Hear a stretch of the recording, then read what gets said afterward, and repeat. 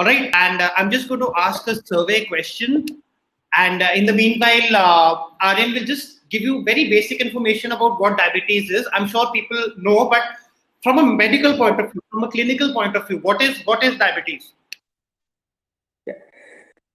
So, generally speaking about diabetes simply भन्नुपर्दा के हो भन्दाखेरि हाम्रो बडीमा चाहिँ ग्लुकोजको मात्रा चाहिने भन्दा बढ्दा हुने के हो त डायबिटिज भयो भनेर हामीले बुझ्नु पर्यो। तर यसमा अरू एडिसनल कुराहरू चाहिँ हामीले के बुझ्नुपर्छ भन्दाखेरि डायबिटिज कन्ट्रोलको विषयमा चाहिँ हामीले किन कुरा गर्नु पर्यो भन्ने कुरा चाहिँ हामीले बुझ्नुपर्छ। के छ भन्दाखेरि नेपालको हाम्रो पछिल्लो 2017 मा आएको चाहिँ यो स्ट्याटिस्टिक्स हो। यसमा के भनेको छ भन्दाखेरि डायबिटिज चाहिँ 7th नम्बरमा चाहिँ पर्छ हाम्रो नेपालमा पर इयर जति पनि मान्छे मर्छ त्यसमा चाहिँ 7th नम्बरमा चाहिँ के पर्छ भन्दाखेरि डायबिटिज पर्छ। र यही कुरा चाहिँ के भन्दा पछिल्लो 10 वर्षको हेरिकन 88% ले चाहिँ इन्क्रिज भएको छ नेपालमा। र यो चाहिँ अब फ्युचरमा के हुनेवाला छ भन्दा अझै नै यो एपिडेमिक नै हुनेवाला छ नेपालमा पनि। लगभग अब 8 देखि 10% नेपालीहरुमा चाहिँ डायबिटिज छ भनेर हामीले बुझ्नुपर्छ लगभग।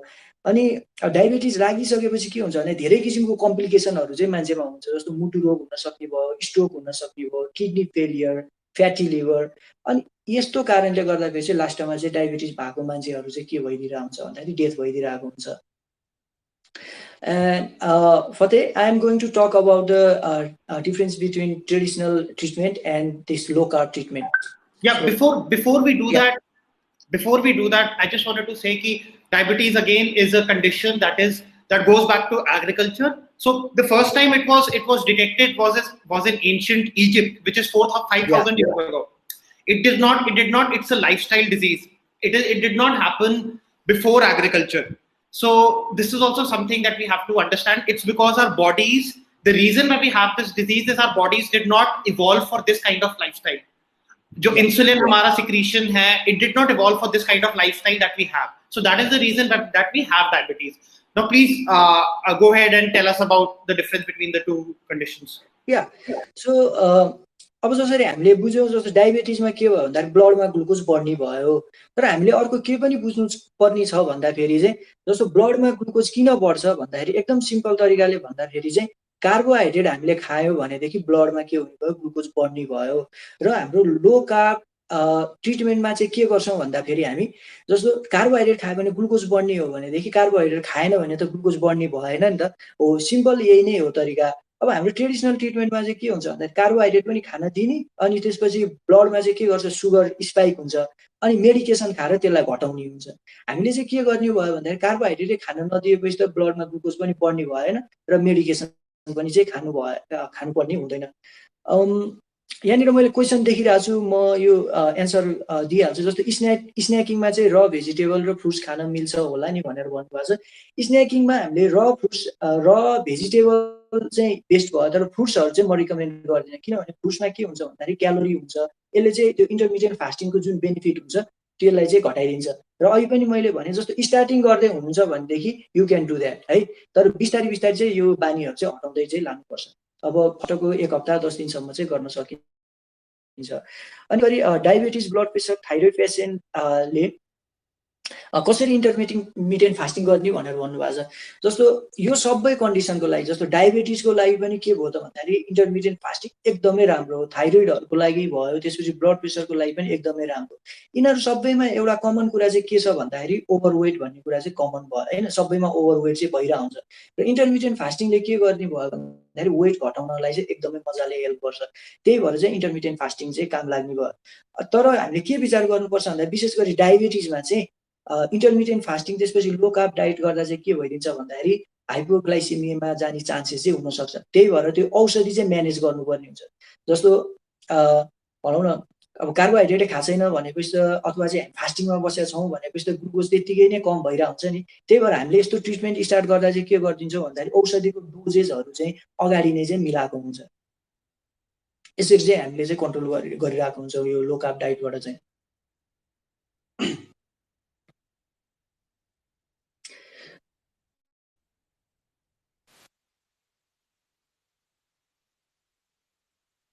That it will be fixed within a few minutes, so don't worry. RM, please continue. Yeah, good. So when I eat papaya and watermelon, my glucose level यस्तो हुन्छ। Sorry,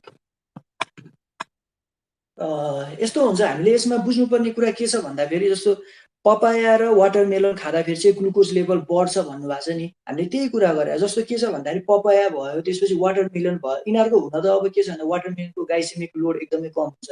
त्यही पनि के हुन्छ भन्दाखेरि यिनीहरूमा सुगर कन्टेन्ट भएको कारणले गर्दाखेरि चाहिँ यसले चाहिँ ब्लड ग्लुकोज चाहिँ के गरिदिन्छ भन्दाखेरि स्पाइक गरिदिन्छ होइन, बढाइदिन्छ। त्यही भएर चाहिँ तपाईँहरूले जस्तो लो कार्ब डाइट फलो गर्ने हो भनेदेखि फ्रुट्सहरू पनि के गर्नुपर्छ भन्दाखेरि एकदमै एभोइड गर्नुपर्ने चाहिँ हुन्छ। किन भन्दाखेरि फ्रुट्स खायो सुगर बढ्यो, फ्रुट्स खाएन सुगर घट्यो होइन, त्यो कुरा चाहिँ हामीले बुझ्नु पर्यो। अनि अर्को यहाँनिर क्वेसन देखिरहेको छु मैले, intermittent fasting 6 months ago at first I reduced good weight then after I didn't wear I. यस्तो हो, जस्तो इन्टरमिडिएट फास्टिङ गर्नुभयो 6 month अगाडिदेखि वेट लस भयो होइन, त्यो एकदम राम्रो। तर के बुझ्नुपर्छ भन्दाखेरि इन्टरमिडिएट फास्टिङ चाहिँ अब जस्तो तपाईँको डायटरी जुन फर्स्टमा सुरु गर्नुहुन्छ नि डायटरी ह्याबिट र इन्टरमिडिएट फास्टिङले, त्यसको टार्गेट चाहिँ के हुन्छ, एउटा सर्टेन लेभलसम्म चाहिँ त्यसले वेट लस गराइदिन्छ होइन। त्यसपछि कहिलेकाहीँ के भइदिन्छ भन्दा बिचमा पुगेपछि चाहिँ त्यो स्टप भइदिन्छ वेट लस हुन। तर तपाईँले के बुझ्नु पर्यो भन्दा 1 नम्बरमा तपाईँको वेट लस त्यहाँनिर स्टप भएको छ भनेर फ्युचरभरि त्यो स्टप हुने र त्यसबाट आउने हेल्थ बेनिफिट कम भएको चाहिँ होइन, त्यसबाट आउने हेल्थ बेनिफिटहरू चाहिँ पाइ नै रहनु भएको हुन्छ। र अर्को तपाईँले गर्न सक्ने के भन्दाखेरि इन्टरमिडिएट फास्टिङलाई चाहिँ अझै स्ट्रिक्ट बनाउने। फर इक्जाम्पल के गर्न सक्यो भन्दाखेरि यदि तपाईँ चाहिँ भनौँ न 8 आवर चाहिँ 16:8 चाहिँ गरिरहनु भएको छ भनेदेखि तपाईँले त्यसलाई चाहिँ घटाएर 18:6 अथवा चाहिँ 20:4 त्यसमा चाहिँ जानुभयो भनेदेखि अझै बेनिफिट हुन्छ। र त्यसमा प्रब्लम पनि किन हुँदैन भन्दाखेरि यतिको फास्टिङ गरिसकेपछि हाम्रो मेन उद्देश्य के हुन्छ भन्दाखेरि हङ्गर छ नि, हङ्गरलाई चाहिँ कन्ट्रोल गर्ने हुन्छ। र हङ्गर कन्ट्रोल भइसकेपछि अब त्यो फास्टिङ पनि स्ट्रिक्ट गर्न चाहिँ गाह्रो पर्दैन। र अर्को वेट लसको लागि अर्को राम्रो के हुनसक्छ भन्दाखेरि त्यति नै इन्टरमिडिएट फास्टिङ गर्ने, तर के गर्ने भन्दाखेरि यतापट्टि हाम्रो डाइट चाहिँ अलिकति मोडिफाई गर्यो भने पनि एकदमै बेस्ट हुन्छ। Perfect. So there are also other questions, so I'm trying to read this. Let's first finish the diabetes wali question. So yeah. Is milk coffee okay for diabetes patients? यसो हुन्छ, जस्तो milk coffee चाहिँ खासै राम्रो होइन भनेर बुझ्नु पर्यो। While following low carb diet, it is a very wise option to avoid all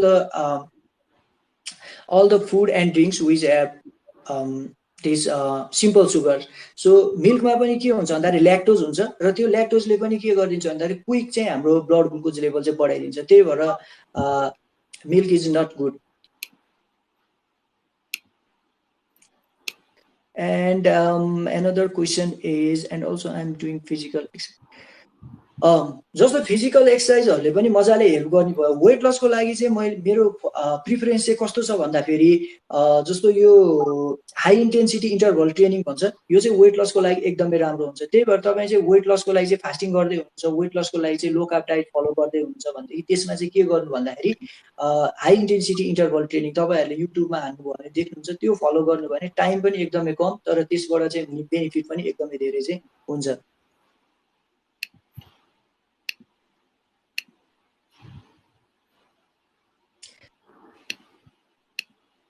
So I think what about a glass of milk before bed for diabetics?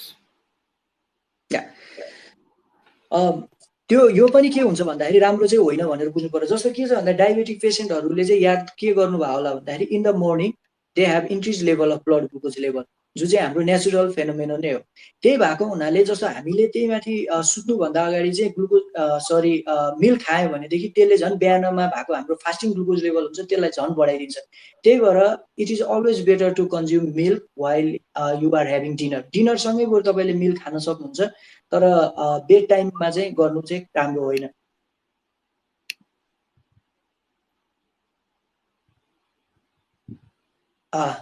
Fasting गर्दाखेरि चाहिँ एकदमै भोक लाग्छ भन्नुभएको छ होइन। यसको लागि चाहिँ 2-3टा कुराहरू चाहिँ हामीले गर्न सक्छौँ। जस्तै फर्स्ट अफ इनिसियल फेजमा जस्तो हामी फास्टिङ सुरु गर्दा चाहिँ के हुन्छ भन्दाखेरि हामीलाई भोक लाग्नु नर्मलै हो, किनभनेदेखि एउटा त ह्याबिट हुन्छ होइन, सधैँ चाहिँ अब त्यसरी खाइरहेको एक्कासी छोड्दाखेरि। तर त्यसको लागि कन्ट्रोल गर्न सक्ने र हाम्रो फास्टिङमा चाहिँ मिल्ने खानेकुरा भनेको चाहिँ जस्तो हाम्रो ब्ल्याक टीहरू भयो, त्यसपछि हर्बल टीहरू जस्तो तुलसी टी, टर्मेरिकहरू हालेर hibiscus tea or any rose petal tea तिनीहरू हामीले युज गर्न सक्यो। अनि अर्को एकदमै राम्रो अप्सन भने चाहिँ ग्रिन टी अनि त्यसपछि एप्पल साइडर भिनेगर पनि हो। जस्तो ग्रिन टी चाहिँ किन इम्पोर्टेन्ट छ भनेर भन्छु भन्दाखेरि म फास्टिङ गर्नेहरूलाई यसमा चाहिँ के हुन्छ भन्दाखेरि यसमा भएको कम्पोनेन्टहरूले चाहिँ हाम्रो यो हङ्गरलाई चाहिँ सप्रेस गरिदिने काम गर्छ र अर्को भनेको मेटाबोलिजम पनि बढाइदिन्छ। त्यसरी चाहिँ के हुन्छ भने दुई तरिकाले बेनिफिट चाहिँ लिन सक्छौँ हामीले। त्यही भएर अब जुन टाइममा भोक लाग्छ नि याद गर्नु होला, ठ्याक्क भोक लाग्ने टाइम एउटै हुन्छ इन्टरमिडिएट हामीले फास्टिङ गर्दाखेरि। जस्तो कसैलाई बिहानको 8 बजे भोक स्पाइक हुने हुन्छ, कसैलाई बेलुकाको 9 बजे स्पाइक हुन्छ। त्यो टाइम याद गर्नु र त्योभन्दा चाहिँ 15 मिनट जस्तो अगाडि चाहिँ ग्रिन टी खाने अथवा चाहिँ एप्पल साइडर भिनेगर खाने गर्नु भने एकदमै बेस्ट हुन्छ। To take medicine to control diabetes lasting. जस्तो उहाँले एकदम राम्रो क्वेसन सोध्नु भएको छ। जस्तो यो डायबिटिजको औषधि सुरु गरिसकेपछि चाहिँ लाइफ लङ हामीले युज गर्नुपर्छ त भन्ने कुरा छ। पर्दैन, एकदमै पर्दैन। मैले पनि धेरैजना बिरामीहरूको चाहिँ औषधिहरू छुटाएको छु र मैले रिसर्च पनि यसैमा गरेको हो र मेरो एक्सपिरियन्स र लिटरेचरहरूले पनि के भन्छ भन्दाखेरि कसैले चाहिँ स्टार्ट गरेको छ औषधि भनेदेखि हामीले डायटरी प्याटर्न र हाम्रो लाइफस्टाइल मजाले मिलायो भनेदेखि औषधि खानु पर्दैन, यसलाई चाहिँ मजाले छोड्न सकिन्छ। जस्तै तपाईँहरूलाई म एउटा रिसर्च भन्न चाहन्छु। यो भिर्दा हेल्थ स्टडी भनेर भन्छ यसलाई, यो 2017-18 तिर भएको रिसर्च हो। त्यसमा के देखेको छ भन्दाखेरि लो कार्बोहाइड्रेट डाइट फलो गर्ने मान्छेहरूले चाहिँ औषधि मात्र होइन ओरल औषधि त घटिहाल्ने भयो, जस्तो हामीले खाइरहेको मेटफर्मिनहरू भयो अथवा चाहिँ हाम्रो अरू औषधिहरू हुन्छ तिनीहरूको लेभल पनि घट्छ र इन्सुलिन लगाइरहेको मान्छेको पनि चाहिँ डायबिटिजको चाहिँ इन्सुलिन झिकेर चाहिँ उनीहरूलाई बिजेक पार्न सकिन्छ। र यो किसिमको प्र्याक्टिस चाहिँ के गर्न सकिन्छ भन्दाखेरि कुनै अब एक्सपर्टहरूको अन्डरमा भएर चाहिँ गर्नुपर्ने हुन्छ। किन भन्दाखेरि जस्तो अहिले पनि मैले भने बिरामी चाहिँ के हुन्छ हाइपोग्लाइसिमिया जाने पनि डर हुन्छ। त्यसलाई चाहिँ यस्तो किसिमको डाइटहरू स्टार्ट गर्दाखेरि अलिकति औषधिहरू चाहिँ मोडिफाई गर्नुपर्ने हुन्छ। डायबिटिजको लागि सबैभन्दा बेस्ट फ्रुट भनेको चाहिँ एभोकाडो हो भनेर बुझ्नु पर्यो है। एभोकाडो किन हो भन्दाखेरि एभोकाडोमा फ्याट हुन्छ र हाम्रो सुगर हुँदैन। अनि अर्को भनेको नेपालीहरूको लागि अर्को राम्रो भनेको नरिवल पनि हो है। नरिवल पनि के हुन्छ अलिअलि गुलियो गुलियो हुन्छ तर यसमा धेरै कार्बोहाइड्रेट हुँदैन, त्यो पनि खानु मिल्यो। र अर्को भनेको चाहिँ बेरिजहरू भनेर भन्छ। अब नेपालमा कुरा गर्ने हो भने चाहिँ जस्तो हाम्रो किम्बुहरू भयो, यसै गरी चाहिँ ऐसेलु भयो, स्ट्रबेरीहरू भयो, यिनीहरू चाहिँ खान मिल्छ। र खान मिल्छ भन्दा पनि कस्तो भन्दाखेरि एकदमै राम्रो गर्छ यसले भनौँ न, त्यसरी चाहिँ बुझौँ।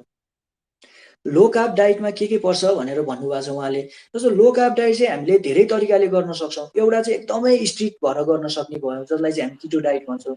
अर्को चाहिँ अब एकदम नर्मल तरिकाले हामीले खाइरहेको कुराहरूमै कार्बोहाइड्रेट चाहिँ घटाएर फ्याटको इन्टेक र प्रोटिनको इन्टेक बढाउन सक्छौँ। र मैले गरेको रिसर्चमा नि के हेरेको भन्दाखेरि जस्तो हामीले नेपालीहरूलाई मिल्ने खालको डाइट चाहिँ लो कार्ब डाइट चाहिँ गर्न सकिन्छ कि सकिँदैन भनेर चाहिँ हेरेको थियौँ हामीले। र त्यो गर्दाखेरि चाहिँ के भन्दा भात पनि उनीहरूले खान मिल्यो होइन, अथवा चाहिँ दुध पनि खान मिल्यो हाम्रो नेपाली स्टाइलमा। तर के गर्न सक्यो भन्दा त्यसको अमाउन्ट चाहिँ घटायो भनेदेखि चाहिँ हामी चाहिँ लो कार्बमा जान सक्छौँ। यसरी चाहिँ बुझ्नु पर्यो। अनि त्यसपछि लो कार्ब डाइटमा कतिको लो गर्ने भन्ने कुरा चाहिँ बिरामीको कन्डिसन हेरेर पनि हुन्छ। जस्तै भनौँ न अब धेरै समय भएको छ उहाँलाई चाहिँ बिरामी भएको, अब धेरै त्यसपछि इन्सुलिन रेजिस्टेन्स भइसकेको छ, इन्सुलिन पनि लिन थालिसक्नु भएको छ, 10 वर्ष जस्तो भइसकेको छैन, उहाँलाई गर्ने ट्रिटमेन्ट फरक हुन्छ। भनेदेखि कसैलाई चाहिँ भर्खर देखा परेको छ भनेदेखि उहाँलाई चाहिँ के हुन्छ भन्दा त्यति धेरै स्ट्रिक्ट गर्नु पर्दैन भनेर हामीले बुझौँ। इन्टरमिडिएट फास्टिङको लागि best combination of diet and locally available के हुनसक्छ अरे। जस्तो इन्टरमिडिएट फास्टिङ भनेको हाम्रो हिजो पनि कुरा भएको थियो, स्पेसिफिक डाइटसँग नभएर यो चाहिँ एज अ लाइफस्टाइल हो भनेर बुझ्नु पर्यो होइन। भिगन डाइट गरे पनि किटो डाइट गरे पनि जुन डाइटमा पनि फिट हुने कुरा भने चाहिँ इन्टरमिडिएट फास्टिङ हो। त्यही भएर फर्स्टमा के गर्न सक्नुहुन्छ भनेदेखि तपाईँहरूले इन्टरमिडिएट फास्टिङ गर्नु भएको छ भनेदेखि फर्स्टमा गर्ने भनेको चाहिँ जति पनि हाम्रो प्याकेज फुडहरू छ, जति पनि जङ्क फुडहरू छ, जति पनि फास्ट फुडहरू छ त्यसलाई पनि एभोइड गरिदिनु। र खाने टाइम छ जुन तपाईँहरूको खाने टाइमभित्र त्यो विन्डोमा चाहिँ तपाईँहरूले लोकल्ली अभाइलेबल फुडहरू जस्तो फ्रुट्सहरू यिनीहरू भयो, त्यसै गरी हाम्रो गेडागुडीको अप्सन भयो, अन्डा भयो होइन, यिनीहरू कुराहरू चाहिँ नेचुरली पाउने कुराहरू चाहिँ हाल्नुभयो भनेदेखि फास्टिङको एकदमै राम्रो बेनिफिट हुन्छ। नत्र फेरि फास्टिङ गर्ने खाने टाइममा चाहिँ अनि मजाले फेरि जङ्क फुडहरू खाइदियो भनेदेखि अभियसली पनि त्यसले चाहिँ राम्रो गर्दैन र फास्टिङ गरेको फेरि मतलब पनि हुँदैन। I am diagnosed with PCOS. How long? Fasting combination कुन डाइट भन्नुभयो त्यही I भयो am wait. There's a question. There's a question on I am diagnosed with PCOS. They say this could lead to diabetes. So our next session is actually on PCOS. So I request you to stick around for that. We will be dealing. These are very related conditions. But so we will answer that question in the next. Iske baad hai, there is a question. Arim, I just wanted to. I think it's important, given a lot of people here are not diabetic. Why is paying attention to the glycemic index and the glycemic load important for everybody and not just for diabetics? So I would like to talk about this glycemic index and glycemic load. You will be aware of that in many contexts by searching in internet or something like that. So glycemic index or glycemic load भने चाहिँ के हो भन्दा कुनै food चाहिँ हामीले खायो भनेदेखि त्यसले चाहिँ कति चाँडो चाहिँ हाम्रो बडीमा सुगर लेभल बढाउँछ त्यो चाहिँ ग्लाइसेमिक इन्डेक्स र ग्लाइसेमिक लोडले भन्छ। जस्तै अब हाम्रो मैदा भनौँ न, मैदा र आटा हामीलाई थाहा छ। मैदा खायो भने के हुने भयो त हाम्रो बडीमा चाहिँ सुगर लेभल र इन्सुलिन लेभल एकदमै छिटो हाई हुने हो, जसको कारणले गर्दाखेरि चाहिँ ओबेसिटी हुने, ओभरवेट हुने हुन्छ हैन।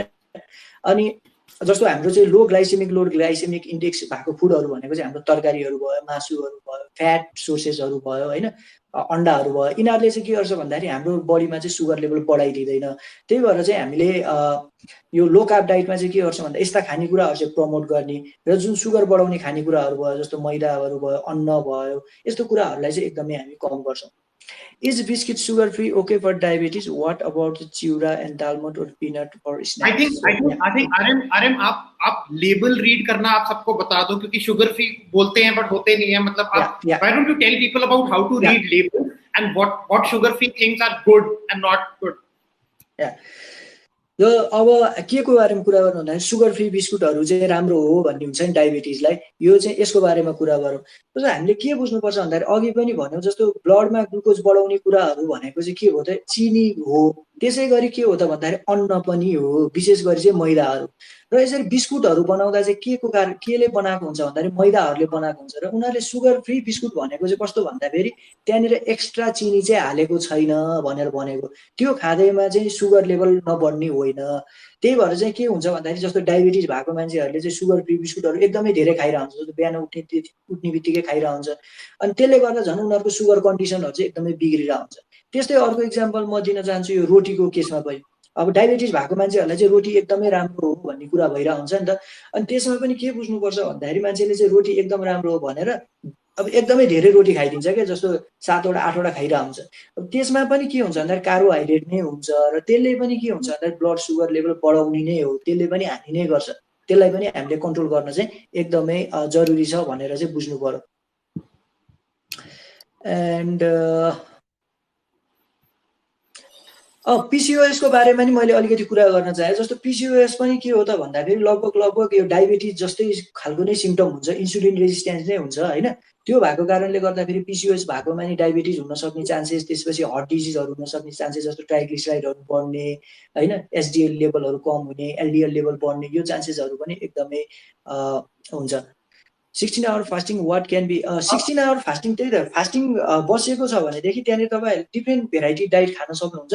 तर के बुझ्नु पर्यो भन्दाखेरि एकदमै मैले वेट लसको लागि अथवा डायबिटिज रिभर्स गर्दै हुन्छ भनेदेखि लो कार्ब डाइट अथवा किटो डाइट फलो गर्नु भन्छु म।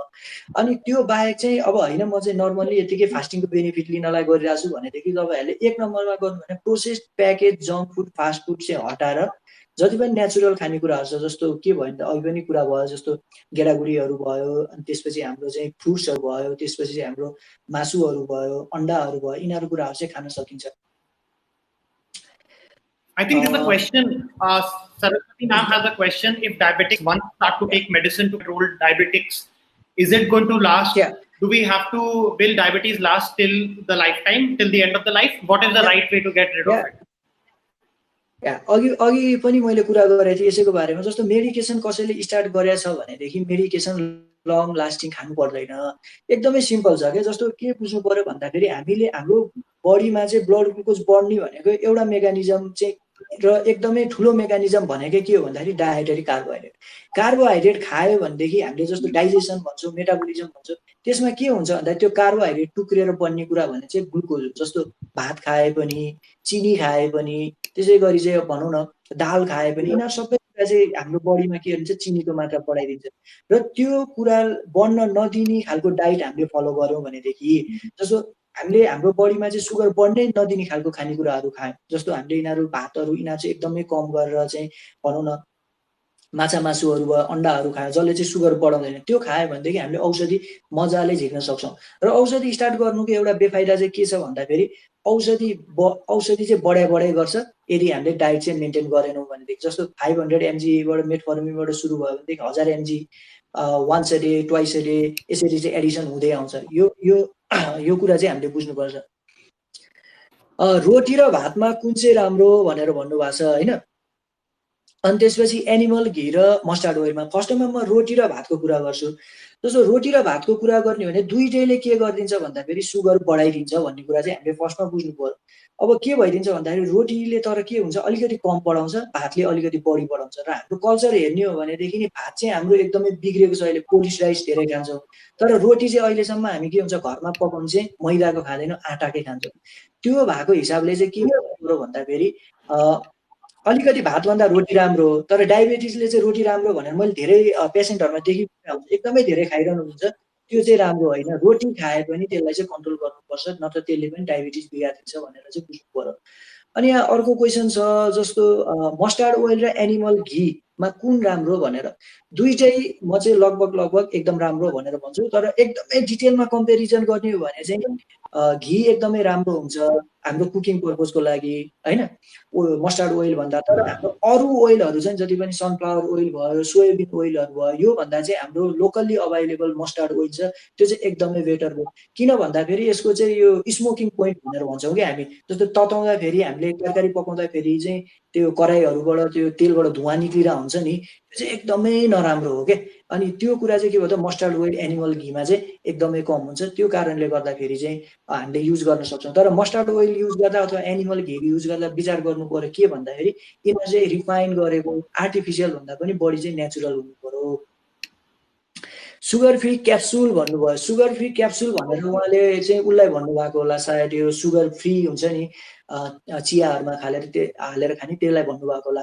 तिनीहरू चाहिँ के हुन्छ भन्दाखेरि एकदमै अकेसनल्ली भनौँ न, अब आफूले चाहिँ अब फास्टिङ गर्न थालिरहेको छु र स्ट्रिक्टली डाइट गर्न थालिरहेको छु भनेदेखि त्यो बेलामा चाहिँ सुगरको क्रेभिङ हुन्छ नि जुन, त्यसलाई कन्ट्रोल गर्न चाहिँ म छोटो समयको लागि खान्छु भन्न चाहिँ एकदमै राम्रो हो।